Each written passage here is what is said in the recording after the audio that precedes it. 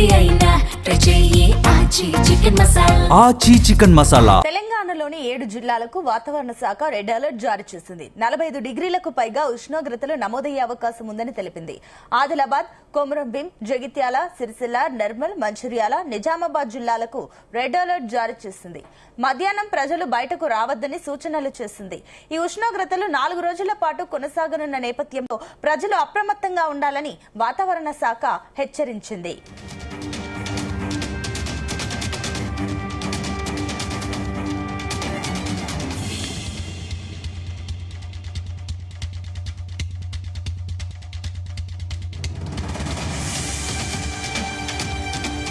తెలంగాణలోని 7 జిల్లాలకు వాతావరణ శాఖ రెడ్ అలర్ట్ జారీ చేసింది. 45 డిగ్రీలకు పైగా ఉష్ణోగ్రతలు నమోదయ్యే అవకాశం ఉందని తెలిపింది. ఆదిలాబాద్, కొమరంభీం, జగిత్యాల, సిరిసిల్ల, నిర్మల్, మంచిర్యాల, నిజామాబాద్ జిల్లాలకు రెడ్ అలర్ట్ జారీ చేసింది. మధ్యాహ్నం ప్రజలు బయటకు రావద్దని సూచనలు చేసింది. ఈ ఉష్ణోగ్రతలు 4 రోజుల పాటు కొనసాగనున్న నేపథ్యంలో ప్రజలు అప్రమత్తంగా ఉండాలని వాతావరణ శాఖ హెచ్చరించింది.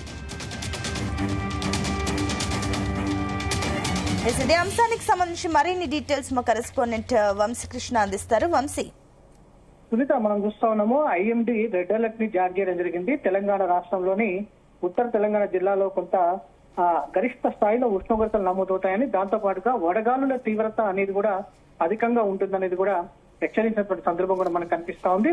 ప్రధానంగా ఈశాన్య దిక్కుకెళ్లి వీస్తున్నటువంటి ఏదైతే వేడిగాలుల ప్రభావంతో తెలంగాణ రాష్ట్రంలో కొంత స్థాయిలో నమోదవుతాయని కూడా, దాంతో పాటుగా 45 డిగ్రీలకు పైగా కూడా ఉష్ణోగ్రతలు నమోదయ్యే అవకాశం ఉన్నటువంటి నేపథ్యంలో ప్రజలు అప్రమత్తంగా ఉండాలనేది కూడా హెచ్చరికలను జారీ చేసినటువంటి పరిస్థితి మనకు చాలా స్పష్టంగా కనిపిస్తా ఉంది. ప్రధానంగా మనం చూస్తా ఉన్నాము గత కొద్ది రోజుల నుంచి కూడా ఏదైతే విభిన్న వాతావరణం అనేది తెలంగాణ రాష్ట్రంలో నమోదవుతున్నటువంటి సందర్భం మనకు కనిపిస్తా ఉంది. ప్రధానంగా తెలంగాణలోని 7 జిల్లాలకు వాతావరణ శాఖ రెడ్ అలర్ట్ ని జారీ చేసింది. ఒకటాబాద్, కొమరంభీం కావచ్చు, దాంతో పాటుగా జగిత్యాల, సిరిసిల్ల, నిర్మల్, మంచిర్యాల, నిజామాబాద్ జిల్లాలకు సంబంధించి రెడ్ అలర్ట్ ని జారీ చేయడం జరిగింది. మధ్యాహ్నం ప్రజలు ఎవరు కూడా బయటకు రావద్దని సూచనలు చేసినటువంటి పరిస్థితి కూడా మనకు కనిపిస్తా ఉంది. రానున్నటువంటి 4 రోజుల పాటు కూడా ఇదే రకమైనటువంటి వాతావరణం కొనసాగే అవకాశం ఉన్నటువంటి నేపథ్యంలో ప్రజలు అప్రమత్తంగా ఉండాల్సిన అవసరం ఎంతైనా ఉందని కూడా హెచ్చరికలను జారీ చేయడం జరిగింది. ఇప్పటికే డైరెక్టర్ ఆఫ్ పబ్లిక్ హెల్త్ కూడా ఏదైతే హెల్త్ బులెటిన్ అడ్వైజర్ ని రిలీజ్ చేసినటువంటి పరిస్థితి కూడా మనకు కనిపిస్తా ఉంది.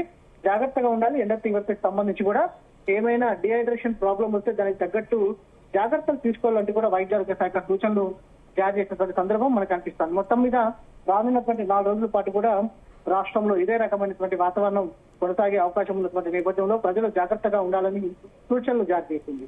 అయితే వంశీ, ప్రభుత్వం ఏమైనా ఆరోగ్య శాఖకు ప్రత్యేకమైన సూచనలు ఏమైనా జారీ చేసిందా? ఎందుకంటే ఈ వడగాల్పుల కారణంగా కూడా చాలా మంది హాస్పిటల్ పాలయ్యే అవకాశాలు ఉన్నాయండి. అదేవిధంగా చలివేంద్రాలు కానీ ఇలాంటివి ప్రత్యేకమైన ఏర్పాట్లను చేసిందా ప్రభుత్వం? ఇప్పటికే హైదరాబాద్ నగరం కావచ్చు, వివిధ ప్రాంతాల జిల్లాలో కూడా స్వచ్ఛంద సంస్థలు పెద్ద ఎత్తున కావచ్చు, ఆయా మున్సిపాలిటీలకు సంబంధించి కూడా ప్రత్యేకంగా నీటి సౌకర్యాన్ని కల్పిస్తున్న సందర్భం కూడా మనకు కనిపిస్తా ఉంది. ప్రధానంగా వైద్య ఆరోగ్య శాఖ హెల్త్ బులెటిన్ ని మాత్రం రిలీజ్ చేయడం జరిగింది.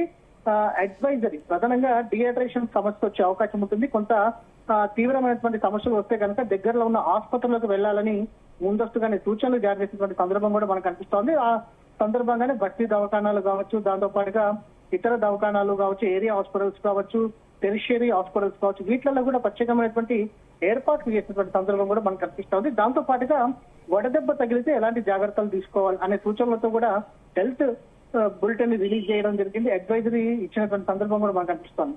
ఈ రోజు నుంచి వచ్చే 4 రోజుల పాటు కూడా చాలా అప్రమత్తంగా ఉండాలనేది మాత్రం వైద్య ఆరోగ్య శాఖ సూచనలు జారీ చేస్తున్న సందర్భం కూడా మనకు కనిపిస్తోంది.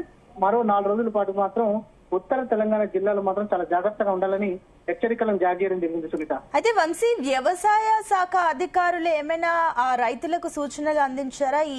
ఎక్కువగా ఈ వడగాల్పులకు సంబంధించి పంట నష్టపోకుండా ఏమైనా తగిన జాగ్రత్తలు తీసుకుంటున్నారు? రైతులు ఏ రకంగా స్పందిస్తున్నారు? ఇప్పటికే పంట చేతికి వచ్చి కళ్ళాల వద్ద ఉన్నటువంటి సందర్భం కూడా మనకు కనిపిస్తోంది. ఇలాంటి గరిష్ట స్థాయిలో ఉష్ణోగ్రతలు నమోదైనటువంటి సందర్భంలో కొంత సాయంత్రం కాగానే కిమ్లో నింబస్ మేఘాలు ఏర్పడే అవకాశం ఉంటుంది. కాబట్టి వాటి విషయంలో ప్రభుత్వం ఇప్పటికే సూచనలు జారీ చేసిన సందర్భం కూడా మనకు కనిపిస్తోంది. మధ్యాహ్నం పూట 12 గంటల నుంచి 4 గంటల మధ్య మాత్రం కొంత జాగ్రత్తగా ఉండాలని ప్రధానంగా వృద్ధులు కావచ్చు, చిన్నపిల్లలు తగిన జాగ్రత్తలు తీసుకోవాలంటూ కూడా సూచనలు జారీ చేయడం జరిగింది సునీత.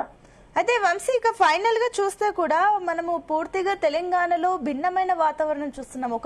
ఒకవైపు ఎండలు కొడుతుంటే మరోవైపు వర్షాలు పడుతున్నాయి. సో ఈ భిన్నమైన వాతావరణానికి సంబంధించి వాతావరణ నిపుణులు ఏమంటున్నారు?